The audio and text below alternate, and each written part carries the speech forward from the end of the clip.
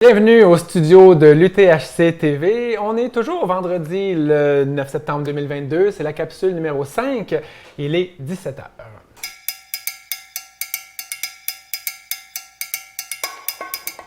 Alors, on est toujours avec vous pour continuer à suivre l'Ultra Trail Arikana tout le week-end. Je suis Vincent Champagne et cette fois-ci, je vais animer avec Marc-André Payet. Salut Marc-André. Salut Vincent. On continue la rotation des animateurs. Ben Donc, oui. tu as animé un petit peu tout à l'heure avec Yannick Vézina. On va rentrer directement dans le cœur du sujet. Marc-André, Yes. On veut savoir qu'est-ce qui se passe en ce moment sur la course de 125 km. Il se passe quand même beaucoup de choses, puis on est en fait après 4 heures de course. 4 heures de course maintenant? 4 heures de course, mais il faut mentionner qu'on a vraiment de la difficulté avec les communications dans tout ce secteur-là. Donc, on a de l'information qui rentre au compte-gouttes. Des fois, on a de la difficulté à valider cette information-là. Bref, ça rend les tâches compliquées pour toute l'équipe. Mais normalement, après 4 heures de course, il serait rendu où sur le parcours selon le plan établi, là? Selon le plan établi, pour les hommes, on s'attend à ce qu'ils viennent de terminer en fait la descente des Morios, puis ils vont s'attaquer vers la Marmotte pour après ça se diriger là, vers la Chouette. Pour les femmes, normalement, peut-être début des montées des Morios, puis le classement qu'on a provisoire devrait être démontre bien ça. Ils sont donc à 34-35 km à peu près là, de course depuis 4 heures, c'est ça? Oui, presque environ, parce qu'à la Marmotte, ça va faire 34-35 environ. Okay, oui, donc un petit peu avant ça. Alors, tu l'as dit, on a des difficultés de communication un petit peu avec nos reporters sur le terrain, puis avec les tapis, puis avec Live Trail, mais c'est la réalité de l'Ultra Trail. Puis on vit très bien avec, mais quelles informations on a?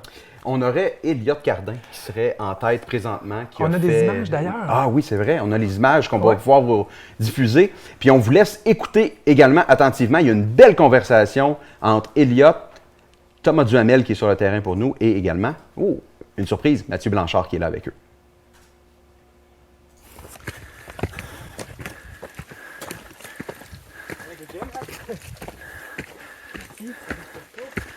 Toi de faire le good job.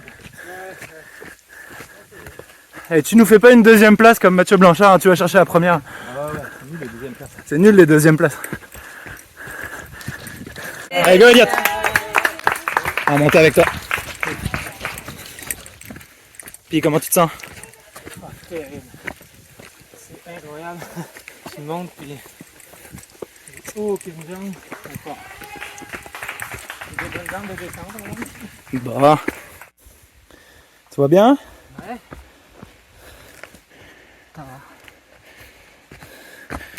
T'es vraiment proche là, Elliott, et 2 minutes devant toi. Let's go Victor.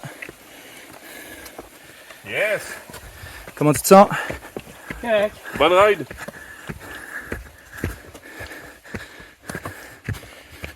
C'est un peu trop fort. Ils sont vraiment pas loin devant toi. Là. Je te dirais 3 minutes pour Florent le deuxième, puis il est à 1 minute d'Elliott devant. Okay.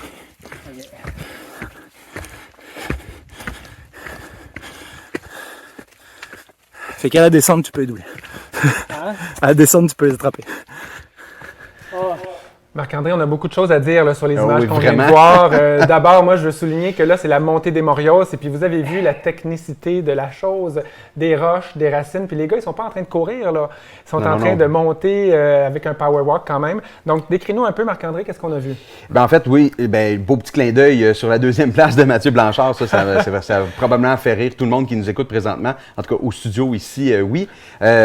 Secteur très technique qui donne des difficultés. Souvent, il va y avoir beaucoup de boue, des roches, vous l'avez vu.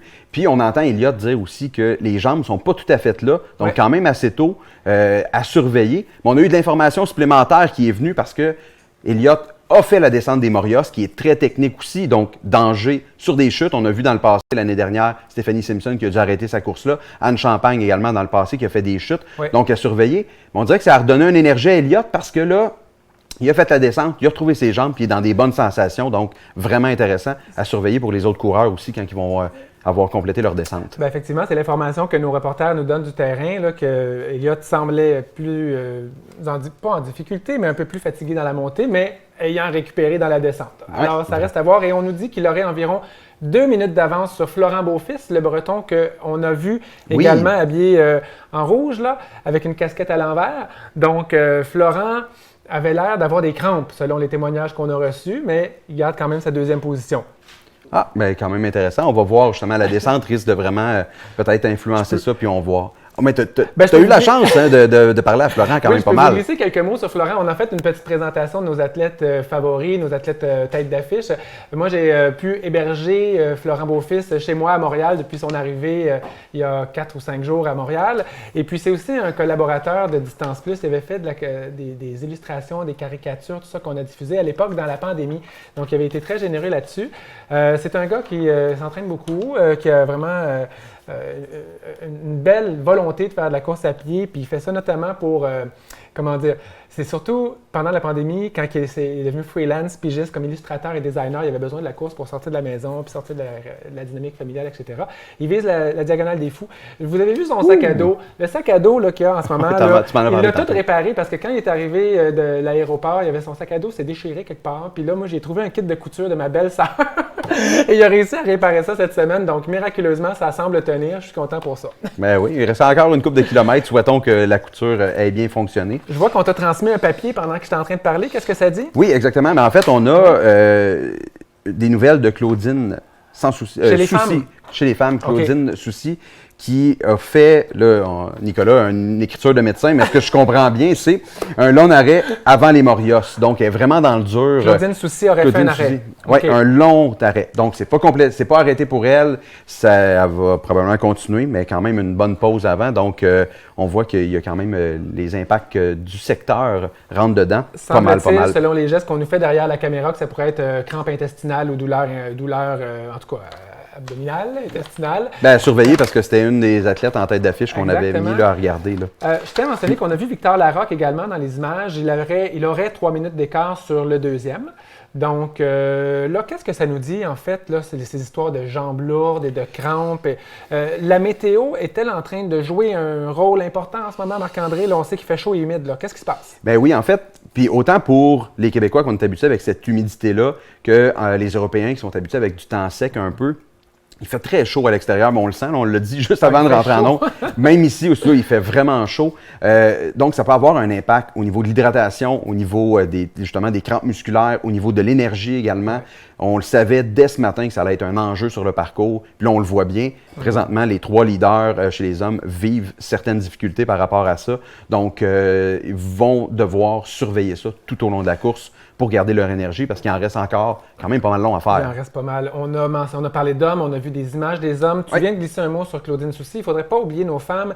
On a des petites informations là, qui rentrent dans notre fil de communication. Donc, là, je vais être obligé de le lire en direct parce que je n'ai pas pu en prendre connaissance tant que ça. À 17h, donc il y a 8 minutes, Lynn Bessette, la championne Lynn Bessette, est arrivée au pied du mont des Morios au point d'eau. Elle a abandonné, malheureusement. On vient de nous confirmer l'information, donc un DNF pour Lynn Bessette. C'est quand même une surprise. Parce qu'Anne Bouchard, qui est dans notre équipe de reporters sur le terrain, avait vraiment confiance dans les moyens de Lynn là, pour en fin de semaine. Fait que j'ai hâte d'en avoir un petit peu plus d'informations pour savoir qu'est-ce qui est arrivé à ça. On en a dans le fil qui est en train de défiler sous les yeux. Comme on est live, hein? On est vraiment live, Vincent. Alors, semble-t-il qu'elle a marché depuis une bonne dizaine de kilomètres et que son genou l'a fait souffrir. Donc ça, c'est l'information qu'on a sur Lynn Bessette. On va lui souhaiter de prendre le tout avec bonne humeur et avec morale. Dans les autres informations qu'on avait sur les femmes, qu'est-ce qu'on a pris en note? Mais en fait, on a parlé d'Eliott qui, lui, était dans la fin de la descente des Morios.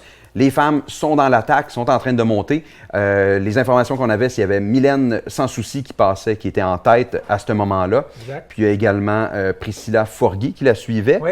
Et Priscilla Forgui, là, tant qu'à y être, tu voulais peut-être mentionner la troisième avant, mais c'est parce que j'aimerais ça qu'on en parle. C'est une élite qu'on surveille. Hein? Oui, la troisième, on avait Molly Harford, qui est une Canadienne qui a entre autres terminé 2e au QMT de cette année sur le 80 km. Okay. Donc voilà. Mais vas-y justement avec Priscilla pour nous en parler un petit peu. Donc depuis le début de l'après-midi, on fait un peu un portrait des têtes d'affiche. Hein? Alors vous pourrez remonter le fil Facebook pour aller découvrir tous les gens dont on a parlé si vous ne nous écoutiez pas. Mais Priscilla Forgui, c'est une athlète aguerrie qui a notamment fait une victoire sur la Canadian Death Race en 2021. Elle avait gagné ça en 14h22. Et puis là, elle vient de courir le Squamish 50-50. Le samedi, elle a fait 7e. Et non, elle a remporté, le samedi et 7e le dimanche. Voilà. C'est une athlète solide selon les informations que nous a données Nicolas Dan, qui nous a compilé des petites notes comme ça sur les différents athlètes. Elle a fait une seule course au-dessus de 100 km dans sa carrière. Et puis, voilà. Donc, elle est quand même récente sur les formats longs. Mais en fait, Voilà. ça va être à suivre, puis surtout avec la section qu'elle entame, la montée des Morios et évidemment la descente. Là, donc, ça peut être. J'ai bien hâte de voir justement à la marmotte si elle va être encore en deuxième place avec Mylène ou si ça va jouer un petit peu. Là. Marc-André, on avait prévu dans notre plan de continuer à présenter des élites, mais je vois le temps qui file, puis je voudrais quand même qu'on ait le temps de faire une belle entrevue avec notre invité. Oui, Qu'est-ce que tu en penses oui. si on regardait ça pour nos prochains animateurs dans les prochaines heures? Oui, puis c'est moi le prochain, fait que je vais pouvoir continuer Bon, avec tu seras Mireille. déjà préparé à ce moment-là. Alors, pour les gens qui ont écouté en continu, la dernière heure, l'entrevue s'est faite en anglais, mais on a décidé de réinviter l'athlète élite Marianne Hogan pour poursuivre la conversation, mais cette fois-ci en anglais. Alors, Marianne Hogan, on va t'inviter à venir nous rejoindre. Salut Marianne. Notre chouchou. Merci, c'est gentil. Merci de passer une deuxième heure avec nous, mais cette fois-ci en français. Marianne, écoute, tu as fait deuxième à l'UTMB là, il y a 2 semaines. Quoi. Wow. Ben là, comment ça se passe la récupération? Ben, la récupération se passe bien. Écoute, outre mon psoas, là, Ouais. tout va à merveille. Là. J'ai repris du pep. J'ai dormi beaucoup, j'ai mangé beaucoup. Puis, je suis prête. J'aurais été prête à repartir si c'était pas pour mon psoas, mais il va falloir que je prenne du temps là, pour me reposer. Mais justement, ton psoas, qu'est-ce qui est arrivé? Qu'est-ce qui se passe avec? Ouais, en fait, je l'ai déchiré. Là. J'ai une bonne déchirure, une déchirure d'à peu près 3 cm. Là. On a évalué la taille de la déchirure à 3 cm. Donc, ça m'a beaucoup dérangé là, sur la fin de l'UTMB. Est-ce que c'est une blessure grave? Est-ce que c'est une blessure qui va guérir? Est-ce que ça laisse des séquelles? Non, ça devrait pas laisser de séquelles. Évidemment, là, il va falloir qu'on évalue bien ça. Je retourne faire un ultrasound dans 1 semaine, donc à 3 semaines et à 6 semaines. Puis on espère qu'à 6 semaines, ça va être bien guéri. Okay. Mais ça va être 6 semaines qui vont être très, très calmes. Là. On sait que tu es une habituée, malheureusement, des blessures. Là, là cette fois-ci, les anciennes blessures t'avaient carrément arrêté pendant même 2 ans. Ouais. As-tu eu peur cette fois-ci là, quand tu t'es blessée? Non, j'ai pas eu peur. En fait, c'est toujours rassurant pour moi de savoir que c'est pas relié aux os. Mais c'est sûr que je vais réévaluer un peu comment ma saison s'est déroulée, puis essayer de m'améliorer pour la saison prochaine, parce que c'est sûr que c'est une réputation que je n'aime pas nécessairement avoir d'être la fille toujours blessée. Même je me trouve toujours dans une situation où je suis blessée, donc il faut que je travaille là-dessus. Mais si on revient justement sur l'UTMB, dès la ligne de départ, on t'a vu en compagnie de ton ami Mathieu Blanchard. Comment t'as filé ce moment-là de partager le départ de l'UTMB avec ton bon ami à côté de toi? Ouais, ben c'était quasiment un de mes moments préférés de la course. Ah là. oui? Ouais, ça fait des. En fait, c'est Mathieu qui m'a convaincu un peu de m'inscrire à l'UTMB. Là. Moi, j'étais supposée d'être plus sur la Western States. Puis, dernière minute, il restait comme 2 jours pour s'inscrire. Puis, j'ai appelé Mathieu. J'ai dit, je devrais-tu faire l'UTMB? J'ai assez de points. Puis, il m'a dit, ben oui, ça va être cool. Je la fais. Wow. Puis, fait que j'ai dit, OK, oui. Puis, en plus, il m'a dit, viens, on va passer le mois d'août ensemble. Ça va être vraiment cool. Fait que sur la ligne de départ, c'est lui qui a insisté, en fait, pour que je sois devant lui. Puis, je trouve ça vraiment cool parce qu'il a dit mot pour mot. Il a dit, c'est toujours des hommes qui sont sur la ligne de départ à l'UTMB, ce serait bien d'avoir une femme à l'avant-plan. Il a dit toujours trop macho. Fait que j'ai vraiment apprécié ça. Puis on a passé en fait les 10 minutes là, avant que le départ se donne à juste rire ensemble puis à dire des niaiseries. Puis je pense qu'on a tous les deux bien savouré le moment. Puis on a commencé la course là, pas du tout stressé en fait. C'était un peu prémonitoire parce que, je pense qu'il n'y avait pas beaucoup de gens qui t'attendaient nécessairement dans un podium à l'UTMB, mais on sait que tu as donc terminé 2e et tu étais à l'avant. Donc, tu étais vraiment à la bonne place pour toi. Hein? Ouais, ben je pense que des fois, il faut prendre la place puis avoir un peu confiance en soi. Ouais. Là. Alors, tu es parti, tu as quand même dirigé la course et puis tu étais seconde pendant un bon bout de temps. À quel moment tu as dépassé l'Américaine Cathy Sheard? Et puis là, qu'est-ce qui t'a passé par la tête?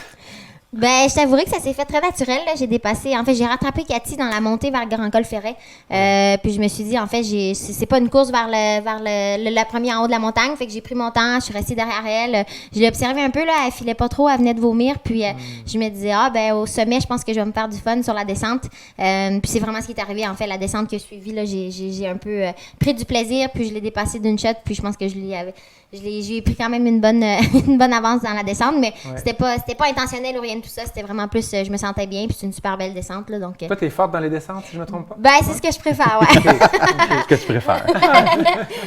Mais souvent, quand on aime justement descendre, On développe des bonnes facultés, puis on déroule, réussit par on être. déroule. On déroule, on aime bien ça. Puis quand justement le moment de la blessure est arrivé, que tu as commencé à sentir la douleur, évidemment, ça a changé quand même ton beat de course. Mais on te connaît, on t'a vu l'année passée ici, on t'a suivi à l'UTHC, malgré la petite foulure. Cette persévérance-là que tu as de continuer de le faire, où tu vas puiser ça? Qu'est-ce qui te motive de même? C'est fou! Ouais, ben je pense que, tu sais, moi, je cours parce que j'adore ça, là. En fait, depuis que je suis toute jeune, j'adore le sport, puis la course en sentier, je le fais parce que j'aime beaucoup ça. Donc, moi, j'étais vraiment là pour compléter la course, puis en fait, c'est drôle parce que l'idée d'arrêter m'a jamais même effleuré l'esprit, là. J'ai jamais même considéré arrêter. La seule chose qui me stressait, c'est si j'allais perdre ma deuxième place. Ah oui?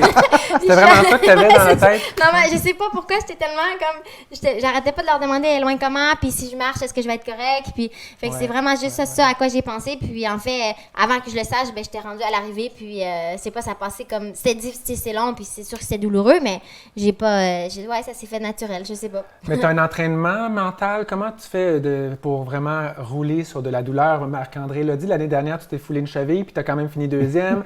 Là, il y a une répétition un petit peu d'un même genre de situation. On commence à espérer que ça ne se reproduise plus. Mais comment tu entraînes ton mental? Comment tu es aussi forte? C'est naturel chez toi ou tu fais un effort?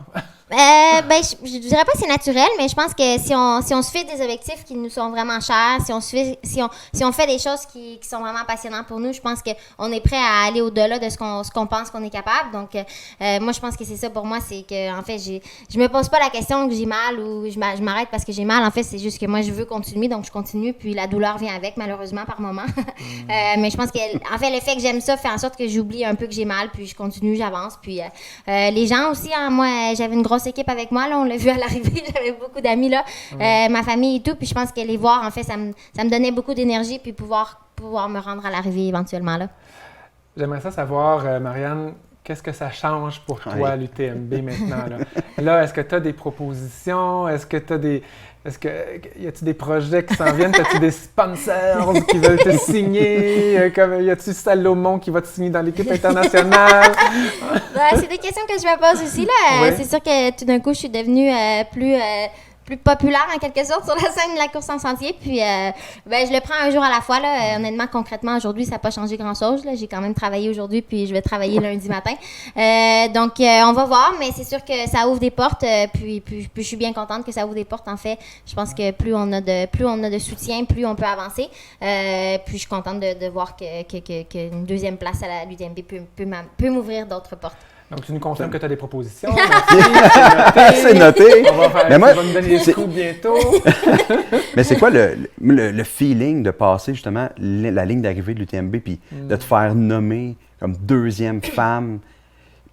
Je sais pas, le feeling doit comme être indescriptible.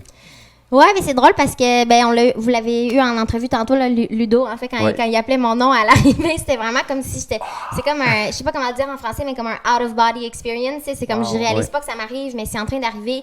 Puis en plus, c'est drôle parce que là, j'avais passé toute la descente dans une douleur extrême. Puis j'arrive sur l'asphalte, puis on dirait que je suis en train de courir, puis j'oublie que j'ai mal en fait.